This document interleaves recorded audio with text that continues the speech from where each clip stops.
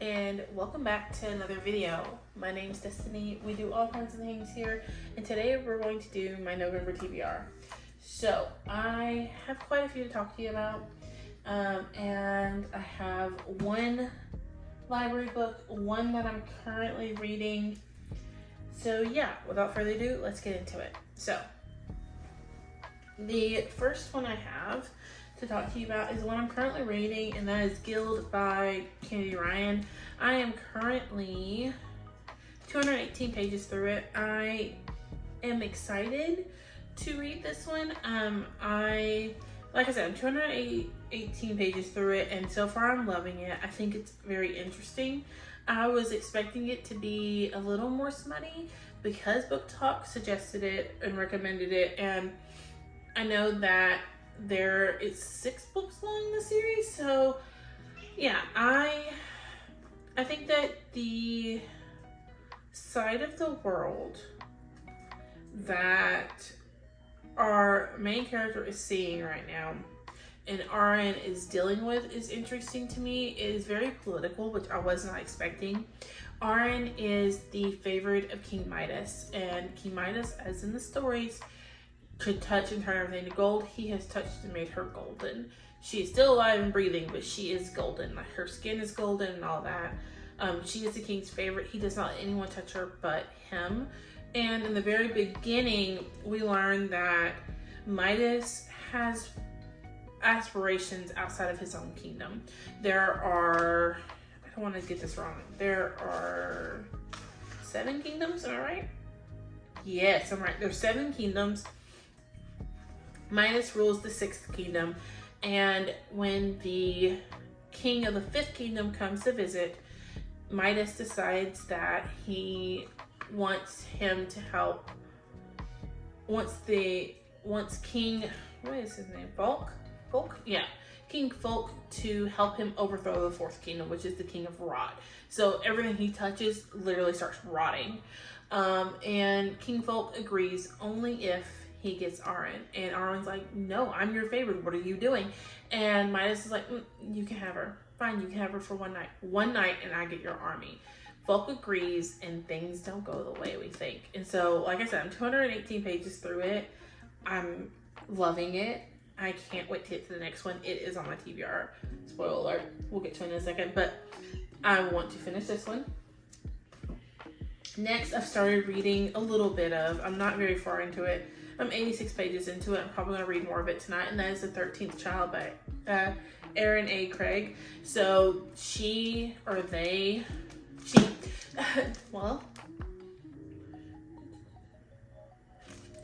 her, okay, because it says her home, she goes by she, her. She wrote one of my favorite series thus far. I want to say duology, but I think there's a 3rd one coming, and that is the, what do they call it? Oh, they don't have, the series doesn't have a name. House of Salt and Sorrows and House of House of Salt and Sorrows and House of Roots and Ruin. Baby Jesus, if I can talk. I have read those 2 and absolutely love them. So when I realized she had a new one coming out this year, I had to have my hands on it. And so I asked the library to see if they would procure it for me. You can, 9 times out of 10, if you ask your librarian, they suggest a book, 9 times out of 10 they'll get it. If it meets their requirements and it meets all of the nuances for the library. And so I had asked them, or I had suggested this one, and they got it. This is following Hazel. Hazel is the 13th child of her family, of her parents. So her parents have 12 children and then Hazel. And when she's pregnant with Hazel, they're trying to decide what are they going to do with this baby. They don't want this baby. Her mother says, let's just take her to the river, throw her in, and whatever happens, happens to her. And before they can do that and make that decision, they are approached by 3 different gods. The first one, they tell no. And I don't remember, don't quote me on this, like I said, I'm only 80 pages into it. The first 2 offer pretty good stakes, honestly. And her parents say no. Her dad says no to both of them. and then the god of death approaches them. So her dad agrees to let her go with the god of death, or for the god of death to take her. So on the day she's born, the god of death does hold her and is like there, and then he disappears for 12 years. He disappears. They hear nothing. Her family is awful to her. If there are not enough rations, Hazel just doesn't eat. She sleeps in the barn. She is not welcomed in the home, and her dad is a drunk and abusive, and just, it's an awful situation. And after 12 years, Maverick finally shows up to get Hazel, and that's kind of where I'm at in the story. So far, I'm intrigued. It's not as atmospheric as Roots and Ruin or House of Salt and Sorrow was, but I am intrigued, and I can't wait to finish it.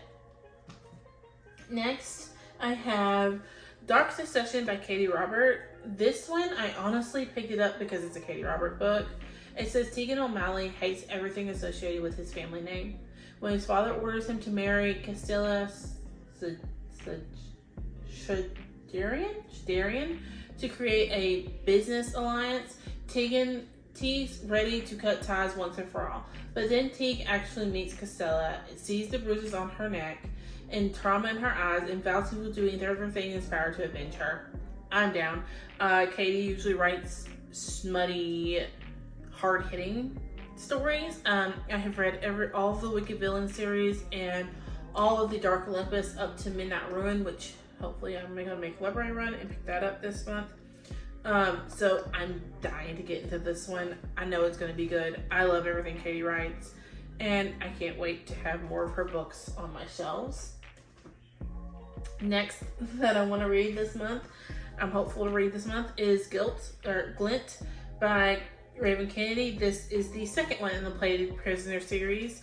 If you have seen my haul, my once a year haul, you'll know I got this one at Half Price Books without realizing it was the second one and that I needed this one. So I have this. I do want to get into it. I'm not going to read any more into this because I don't want to spoil the end of Gild for myself, but I do have Glint on this list, and I am hoping to move on to it when I finish Gild.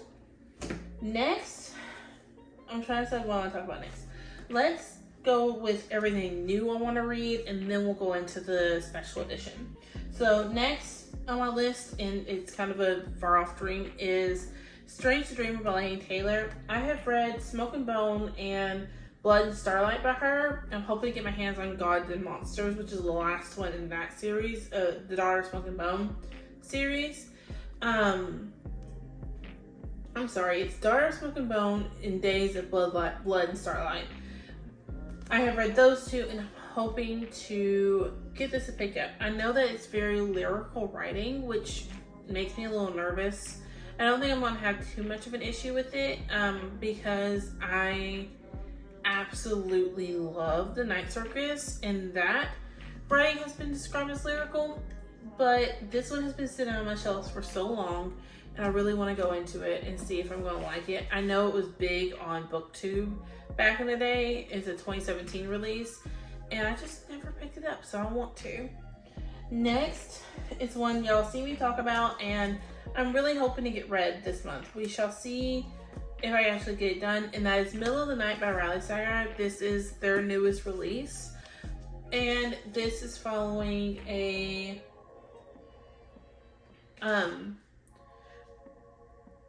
it's following Ethan, and Ethan is back in his hometown trying to solve what happened to his friend and neighbor Billy. They were asleep in his backyard one night, and he wakes up and Billy's gone.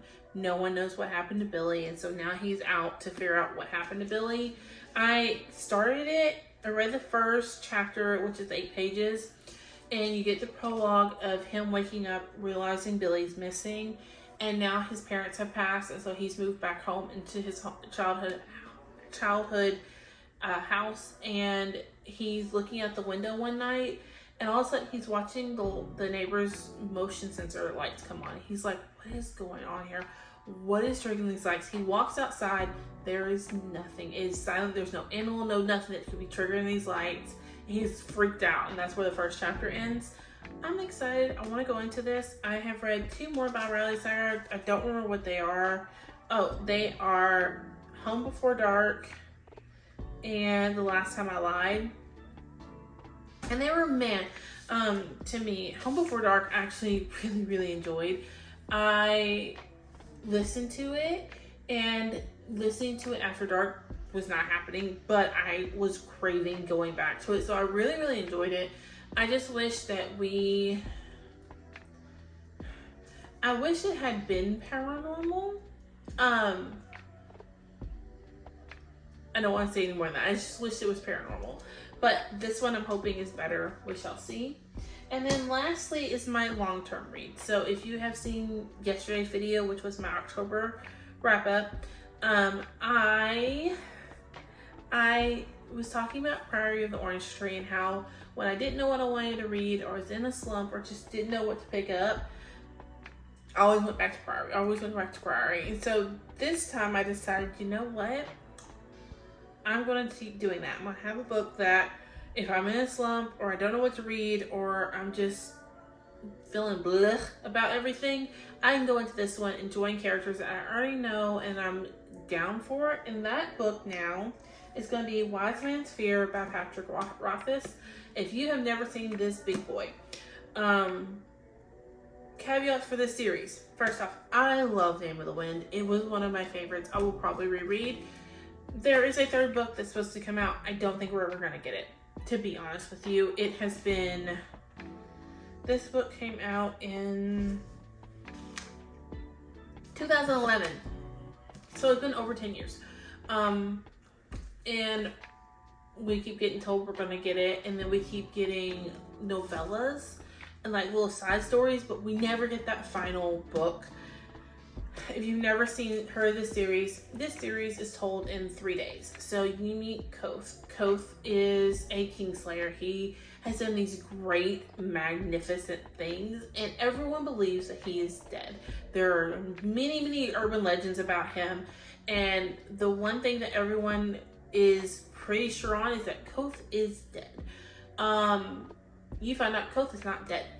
He is in a little bitty town off the beaten path and has become a bartender.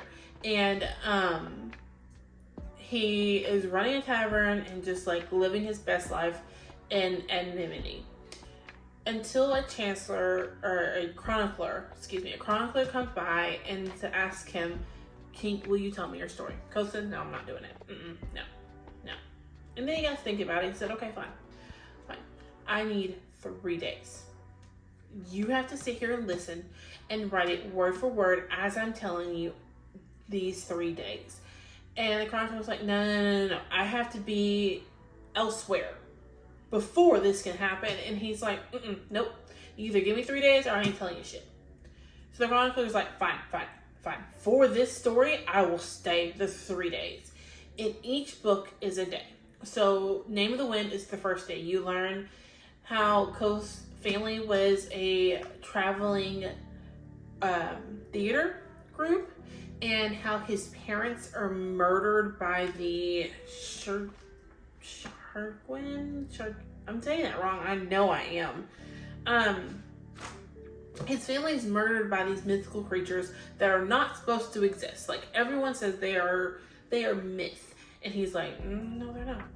And so Koth ends up on the streets of a big city living his best life, trying to survive, and decides that he wants to go to the university and apply himself so that he can find out more about this and about who has murdered his parents, these mythical creatures that murdered his parents. And so in the first one, he goes to university, kind of goes through that. This is a 2. I am currently 200 pages through this, 222 pages through this book. And I remember everything that happened so far. I don't need to go back and catch up. I do make myself notes in this book. Like I have little sticky notes and stuff that give me a little bit of summary if I do need to go back and refresh my memory. But this book, the epilogue page, okay? That's the epilogue. Do you see? That's last page. It's the epilogue. That page is 1,000. This is $999. 1,000. This book is 1,000 pages long. I'm at 222. Okay, so me and Koth have some time. I know that everyone says this one has more of the romance, which I cannot stand. I cannot stand his romantic interest. She is ridiculous. She is... Danielle is the epitome of self-centered, don't give a damn. This boy is doing everything in his power to get her attention, and she's at fuck him. She does not care. She disappears for months on end without saying anything. She'll just pop up with a brand new rich boy because he's rich and famous, and I don't like her. I do not like her. I do not like the romance. It could be left out, and I'm a girl who needs a romance and everything. It could be left out in here, and we still have it. So I'm excited to get back into it. I know that I think he gets kicked out of university. I know he becomes a Kingslayer. Like, we know little bits about what happened to Koth, but we don't know. And picking this up, I was so excited when I bought the paperback because it's floppy. Like, it's floppy. My problem was book 3, it has been 10 years. 10. And we still have not gotten book 3. We have gotten novellas that are in between this one and book 3. Like, he has given us, I think, 2 now? And one just came out recently. 2 now of stories set in this world, but not day 3. I need day 3, sir. I need day 3. And so I'm nervous going into this because I think once I finish this, I'm going to be pissed off that I have read 1,000 pages and don't have day 3. That's just what it is. But this is going to be my next long-term read. I'm excited to get into it. And then lastly on my TBR for the month of November is going to be a reread. So I have done an annotate with me for A Courtathon of Roses on my channel before. I was going to do an annotate with me for A Court of Mist and Fury, but she hit home. She hit too close to the feels. I was not able to do that for you guys. And then same thing with A Court of Wings of Ruin. By the time I got to Wings of Ruin, I was already in my feels. It wasn't happening. I had thought about doing Crescent City that way, but when I reread Crescent City this year, I was literally rereading it so that I could read the last one, House of Flame and Shadow. And I detail annotated Crescent City, and I'm planning on going back and rereading House of Sky and Breath. Is that right? I feel like that's wrong. I want to say Sky and Breath. If I'm wrong, it'll be fine. I want to reread it and annotate it deeply, like detailedly, but it already has my annotation from the first time I read it in it. So I was like, okay, what do I want to do? I want to do an author that's not problematic as far as I know. And I want to do something that y'all might be interested in. And so I decided one of the newer books I got was a reread. It was a shelf trophy, and I could definitely annotate it for you guys. And that is Assistant to the Villain by Hannah Nicole Maher. This is one of my favorites that I have read this year. I have read Assistant to the Villain, and I have read Apprentice to the Villain. Oh, I loved it. I can't wait for the next one. But as you can see, this beautiful baby is not annotated. I got it as a shelf trophy because I listened to this one when I first read it. And so I will be doing a series on my channel of annotating with me this Assistant to the Villain. Here's what I'm planning. If everything goes to plan, I'm going to do one long video of me annotating it, and it'll be like an ASMR music kind of thing, where you can just sit back, turn it on, and let the music play while you read and watch me annotate. I'm also going to try, here's plan, to do shorts of like a daily annotate or every 20 pages or something annotate. This is 340 pages. So we're looking at 17 shorts. If I do 20 pages a piece, which would be fine, that'd be perfect to put in a 1-minute video. Could upload it to TikTok once a week. That's what you would get. Once a week we would get this, so it'd be a 17-week project, which would take me till the end of the year plus some. I may do 2 videos a week. It's just gonna see, but this is on my November TBR because I want to annotate it with you guys. But yeah, there you have it. Those are all the books I'm hoping to get to in November. What about you? What are you hoping to get to in November? And I will see you on my next one. Bye, guys.